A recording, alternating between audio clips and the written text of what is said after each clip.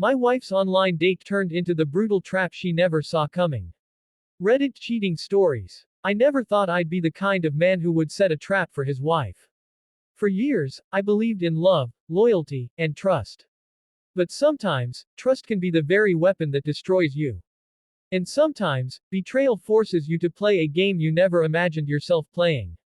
It all began one ordinary evening when I noticed my wife, Melissa, glued to her phone.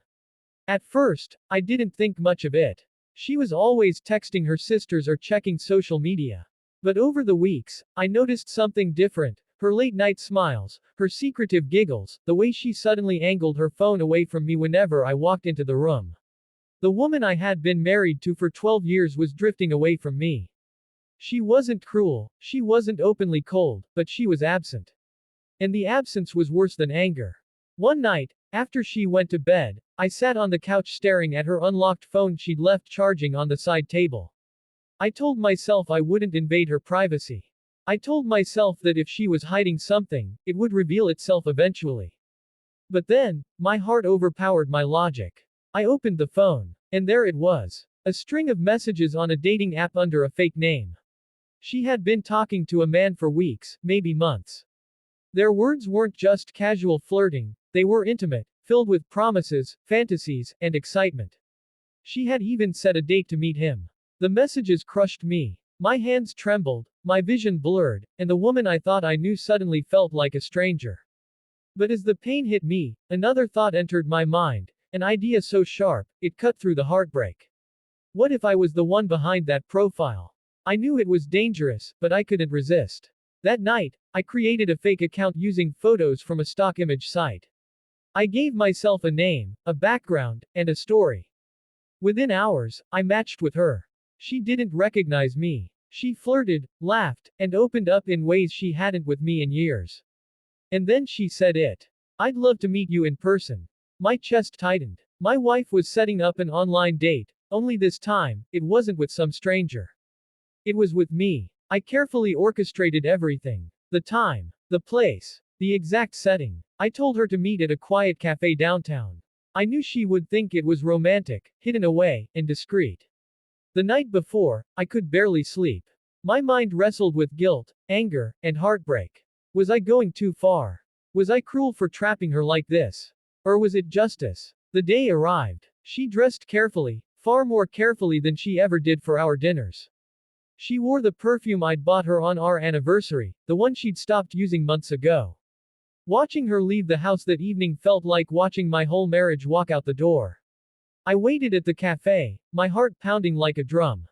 When she walked in, her eyes scanned the room for the man she thought she was meeting. I stayed hidden, watching her from across the room. She looked nervous, excited, hopeful. Hopeful for a stranger's love, not her husband's.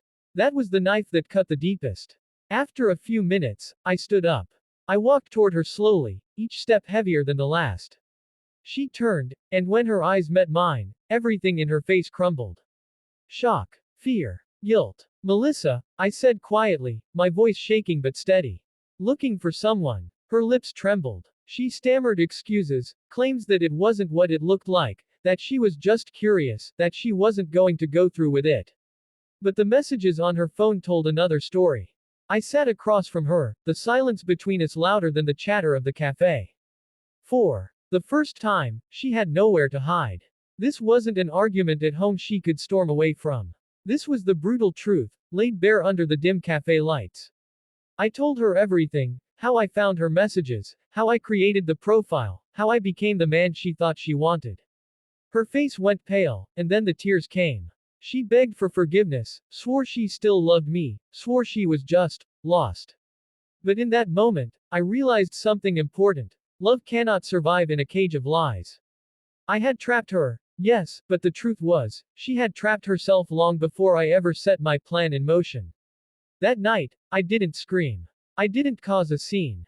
I simply told her that our marriage was over. I told her that betrayal cuts deeper than any knife, and once trust is gone, no amount of begging can bring it back. Walking out of that cafe, I felt both broken and free. Broken because I lost the woman I had loved for so many years. Free because I no longer had to live under the shadow of her betrayal. The weeks that followed were hard, Lonely nights, endless questions, and a heart that felt like it was bleeding every day. But slowly, I rebuilt myself.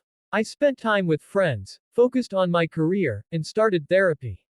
I realized that sometimes endings aren't punishments, they're new beginnings. Melissa tried to reach out a few times. She wrote letters, left voicemails, and even showed up at my door once. But I never opened it. I had already given her all of me once.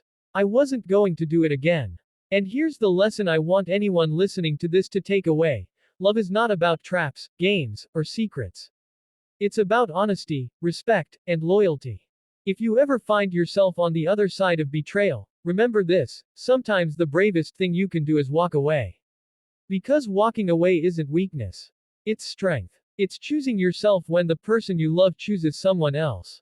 And that was the trap my wife never saw coming.